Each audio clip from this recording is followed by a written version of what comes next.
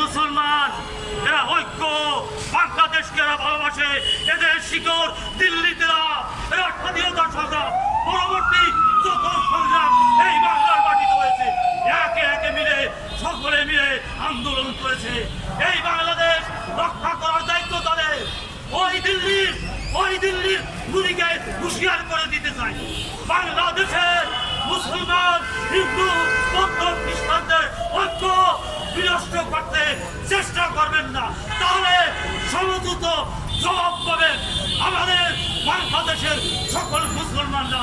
সকল ধর্মীয় মূল্যবোধ একত্রিত হয়ে ওই জুলুম ভারতের যে সমস্ত মুসলমান খ্রিস্টানদের উপর অত্যাচার করছেন আমরা সহ্য করব না।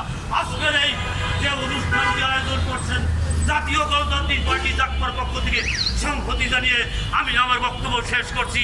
বিজয়ের পথে যাত্রা শুরু, জীবন অথবা মৃত্যু। আসসালামু আলাইকুম।